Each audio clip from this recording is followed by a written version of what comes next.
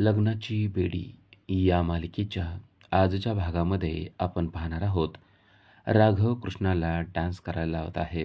पण आपल्या करारामध्ये तर असं काही ठरलंच नव्हतं की आपल्याला डान्स करावा लागेल आणि तू तर आपल्याला त्यासाठी पैसे पण देणार नाहीयेस. मग आपण डान्स करायचा का? असा प्रतिप्रश्न आता कृष्णाने राघवला केलेला असतो. राघव म्हणतो, "मी कुठं तुला कंपल्शन केलंय? नसेल करायचा तर करू नको. तू म्हणली होतीस मी डान्स करू शकते, म्हणून तर मी बघायसाठी थांबलो होतो." राघव आता निघून चाललेला असतो. राघव निघून चाललेला बघून कृष्णाने डान्स करायला सुरुवात केलेली आहे. "आवाज वाढव डीजे, तुला आईची शपथ आहे" या गाण्यावर कृष्णा मस्त थिरकताना आपल्याला पाहायला मिळते. कृष्णाचा तो डान्स पाहून राघव थांबलाय आणि पुन्हा एकदा आपल्या खुर्चीवर येऊन बसलेला आहे आणि कृष्णाच्या डान्सचा मनमुराद आनंद तो लुटत आहे. कृष्णासुद्धा अगदी मन लावून नाचत आहे. हे सर्व पाहताना राघवला खरं तर मजा वाटते की कृष्णा कशा प्रकारे त्याला एंटरटेन करते. कृष्णा अतिशय छान आणि मन लावून डान्स करत असते आणि तिच्या त्या स्टेप पाहून राघव खूपच आनंदाने तिच्याकडे पाहत असतो. डान्स संपल्यानंतर राघव चाललेला असतो तेव्हा ती त्याला विचारते, "आपला डान्स तुला आवडला नाही का?" तेव्हा तो म्हणतो, "मला तुझा डान्स खूप म्हणजे खूप आवडला. तू खूप छान डान्स करते. आता जाऊ का?" तेव्हा ती म्हणते, "अजून नाही. अजून आपलं एक काम आहे. आता मी तुझं काम केलं ना, आता तू माझं काम करायचं." राघव म्हणतो, "तुझं काय काम आहे माझ्याकडं?" तेव्हा ती जेवणाचं ताट घेऊन त्याच्याजवळ येते आणि त्याला जेवण्यास सांगत असते, पण तेवढ्यात तिचा पाय घसरतो आणि राघव तिला अलगद पकडतो. एका हातात कृष्णा तर दुसऱ्या हातामध्ये पडणारं ताट राघवने अलगद धरलेलं असतं आणि आता राघव आणि कृष्णा एकमेकाच्या डोळ्यांमध्ये हरवून गेलेले असतात. काही क्षणानंतर त्यांना समजतं की आपण काय करतोय ते आणि कृष्णा म्हणते, "ते आपला ओढणीमध्ये पाय अडकला ना, म्हणून आपण असं झालं." राघव म्हणतो, "ठीक आहे, त्यात काय एवढं? तू पडायला लागली होती आणि मी तुला धरलं." कृष्णा म्हणते, "हां, मग तेच तर. त्यात काय? पडायला लागलेल्या माणसाला धरलंच पाहिजे ना आणि आता तुम्ही जेवण करायचं. त्याशिवाय कुठेही जायचं नाही." राघवला ती स्वतःच्या समोर जेवायला बसवते आणि म्हणते, की "जोपर्यंत तुम्ही जेवत नाही, तोपर्यंत आपण तुमच्याजवळच थांबणार." राघव म्हणतो, "पण हे सगळं कशासाठी करतेस तू?" ती म्हणते, "कशासाठी म्हणजे? राजश्री मदर्सने सांगितलंय तुमची केअर करण्यासाठी, त्यामुळं मी हे करतेय. तुम्हाला काय वाटत असेल तर तुमचे तुम्ही विचार करा. पण आपल्याला ना राजश्री मदर्सचं सगळं ऐकावं लागतंय." राघव जेवताना तिच्या जवळ येतो आणि म्हणतो, "नक्की तुला राजश्री मदर्सने सांगितलंय म्हणूनच तू हे करतेय ना? का तुझ्या डोक्यामध्ये दुसरा काही विचार आहे?" तेव्हा कृष्णा त्याला काहीच बोलत नाही. कृष्णा शांतपणे त्याच्या डोळ्यामध्ये पाहत असते. कृष्णाच्या डोळ्यामध्ये राघवविषयीचं प्रचंड प्रेम राघवला स्पष्टपणे दिसत असतं. पण कृष्णा म्हणते, "दुसरं काहीच नाहीये" आणि कृष्णा तिथून निघून जाते. कृष्णा पळत-पळत तिच्या रूममध्ये आलेले आहे. आपण राघवच्या प्रेमात अखंड बुडलेला आहे आणि ही गोष्ट त्याला समजत आहे, ही गोष्ट तिला कळली आहे. पण आत्ता असं वागून जमणार नाहीये, असं तिनं स्वतःच्या मनाला समजावून देखील सांगितलंय. तेवढ्यात तिथे मधू आलेले आहे. मधू दरवाजा उघडून आतमध्ये येते आणि म्हणते, "खरंच मला तुझे आभार मानायचे आहेत." तेव्हा कृष्णा म्हणते, "आभार? कसले आभार आणि कशासाठी?" तेव्हा मधू म्हणते, की "कालचा तो व्हिडिओ तू कुणालाही दाखवू शकले असते. पोलिसांना दाखवू शकले असते, राघवला दाखवू शकले असते. त्याचबरोबर तो व्हिडिओ मला दाखवून पैसे देखील उकळू शकले असते. पण तू तसं केलं नाहीस. खरोखरच तुला माझी मैत्रीण व्हायचं आहे, यासाठीच तू हे काही करत आहेस, हे आता माझ्या चांगलं लक्षात आलेलं आहे." तेव्हा तिने हात पुढे केलेला असतो, पण कृष्णा डायरेक्ट तिला मिठी मारते आणि म्हणते, "हां, आता तुझी खात्री पटली ना, की आपण तुझी मैत्रीण आहोत." खरं तर कृष्णाच्या डोळ्यामध्ये तिच्याविषयी रागच असतो. कृष्णा तिला आता आपला दोस्त म्हणते, पण तसं काहीही नाहीये.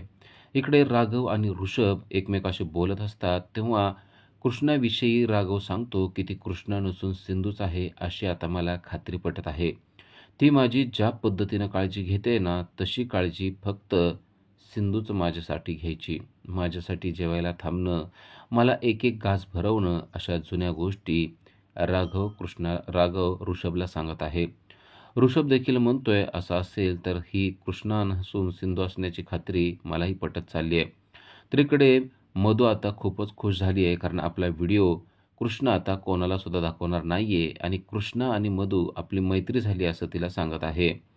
तेवढ्यात गोदा येते आणि मधू बाहेर निघून जाते. तेव्हा गोदा म्हणते, "तू हिच्याशी कशाला मैत्री करतेस? ही कसली आहे तुला माहीत आहे ना?" तेव्हा कृष्णा म्हणते, "आता हिच्याशी मैत्री करण्याशिवाय काहीही पर्याय नाहीये. गोदा म्हणते, "तो व्हिडिओ आपण पोलिसांना दाखवला तरी तुला मदत मिळू शकते की." तेव्हा कृष्णा म्हणते, "असं काही होणार नाहीये. असं झालं तर उलट माझ्या मुलीच्या जीवाला धोका होऊ शकतो आणि तो धोका मला होऊ द्यायचा नाही." ही मधू किती खालच्या स्तराला गेलेली आहे हे मला माहीत आहे. त्यानंतर राजश्रीला हॉलमध्ये आणून बसवलं जातं आणि रत्नाकर खूपच खुश आहे. रत्नाकर कृष्णाला म्हणतोय, की "खरंच तू आल्यापासून राजश्रीची तब्येत बघ हळू कशी सुधरत चाललेली आहे. अगोदर ती बेडवरून नुसतं उठून बसत नव्हती, पण तू आल्यापासून आता बाहेर चालायला देखील येत आहे." तेव्हा कृष्णा म्हणते, "यात आपली काहीच जादू नाहीये. गोळ्या औषधाने हे सगळं काय झालं असेल आणि आता आपल्याला पण इथून जावंच लागणार आहे." तेव्हा राजश्री एकदम आश्चर्यचकित होते आणि म्हणते, "तुला जावं लागणार आहे? म्हणजे तू कुठं जाणार आहे?" तेव्हा वेळ सांभाळत नाहीत कृष्णा म्हणते, "म्हणजे आता एक पेशंट बरा झाला ना, की दुसऱ्या पेशंटकडे जावं लागतं ना. मी डॉक्टर आहे म्हणल्यानंतर आपलं कामच आहे. एक पेशंट झाला की दुसरा पेशंट." तिने कशीतरी वेळ सांभाळून नेलेली असते. तेवढ्यात पलीकडून मधू येते आणि मधूसमोरच राजश्रीने कृष्णाला एक महत्त्वाचं काम सांगितलंय, ते म्हणजे आत्ताच्या आत्ता जा आणि राघवची रूम आवरून ये. मधू म्हणते, "हे काम मी करू का?" पण राजश्री तिला स्पष्टपणे नकार देत म्हणते, की कृष्णा त्याची बायको होणार आहे, त्यामुळं ते काम तिनंच करणं गरजेचं आहे. मधूचा आता हताश चेहरा आपल्याला स्पष्टपणे दिसत असतो. खरं तर कृष्णा जाता जाता देखील तिलाच काम सांगत असते. तेव्हा राजश्री म्हणते, "काहीही टाईमपास करू नको सिंधू आणि पटकन जा आणि त्याची रूमावर." तेव्हा सिंधू पळतच त्याच्या रूममध्ये जाते. जेव्हा ती राघवच्या रूममध्ये जाते, तेव्हा तिथं सर्व काही अस्ताव्यस्त पडलेलं असतं आणि आता आपल्याला हे रूम आवरायचे आहे, असं ती रूमकडे बघत असते. पण त्या रूममध्ये तिच्या हजारो लाखो आठवणी तिच्या समोर उभ्या राहतात.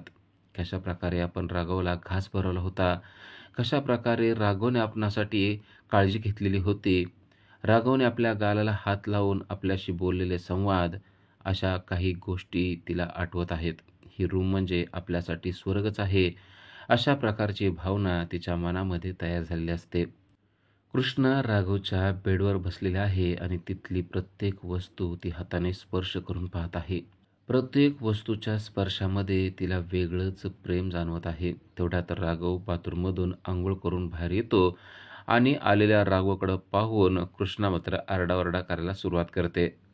राघवच्या एक लक्षात येतं, की खरं तर हीच आपल्या रूममध्ये आली आहे आणि आरडाओरडा करते. तेव्हा राघव म्हणतो, की "तू माझ्या रूममध्ये आलेली आहे, मी तुझ्या रूममध्ये आलेलो नाहीये." कृष्णा त्याच्यासाठी टी-शर्ट फेकते आणि म्हणते, की "आत्ताच्या आत्ता आपल्याला रूममधून जायचंय."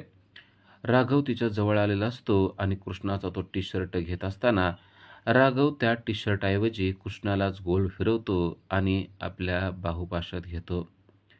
कृष्णा देखील आता त्याच्या डोळ्याकडे पाहतच राहिलेला आहे.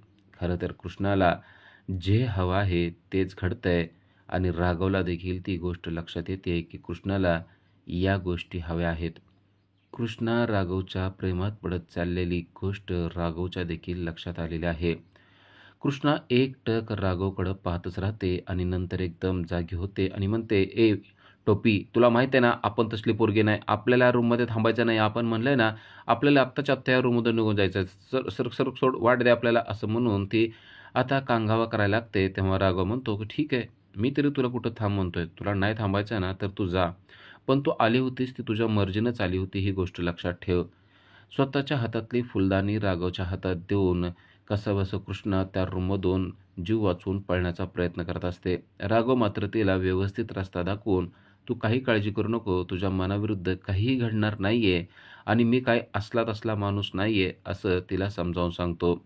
तिला राघवविषयी अगोदरच खात्री असते, पण आपण राघवच्या प्रेमात पडलेलो आहे आणि आपण कृष्णा नसून सिंधू आहे, ही गोष्ट तिला सांगता येत नसते. सिंधूची मोठी दुविधा झाली आहे. पण आता राघव समोरून जाणं एवढीच गोष्ट तिच्यापुढे असते. त्यामुळे ती तिथून निघून जाते. उद्याच्या भागामध्ये आपल्याला पाहायला मिळतं, की राघवच्या हातामध्ये नाश्त्याची प्लेट असते आणि तो खाली पडत असतो. पण तेवढ्यात चक्क कृष्णानं त्याला धरून ठेवलेलं आहे आणि ही गोष्ट मधू, राजश्री, रुक्मिणी यांनी पाहिलेली आहे. राजश्री जेव्हा ही गोष्ट पाहते, तेव्हा तिला तर कमालीचा आनंद होतो आणि ती म्हणते, "खरंच राघवला सांभाळू शकते ती म्हणजे फक्त सिंधू." आणि या दोघांचं नातं हे अतूट आणि जन्मोजन्मीचं आहे आणि त्यामुळे लवकरात लवकर सिंधू आणि राघवचं पुन्हा एकदा लग्न व्हायला पाहिजे, असं तिनं आता फर्मानच सोडलेलं आहे. हे ऐकल्यानंतर मधूचा मात्र चांगलाच जळफळाट होतो. ती म्हणते, "तुम्ही असं करू शकत नाही." पण राजश्री म्हणते, "मी असं का करू शकत नाही?" आणि आता लवकरच आपल्याला कृष्ण आणि राघव म्हणजेच सिंधू आणि राघवचं पुन्हा एकदा अगदी व्यवस्थित छान असं लग्न लागलेलं पाहायला मिळणार आहे. अशाच अपडेटसाठी आजच आमच्या चॅनलला सबस्क्राईब करा. थँक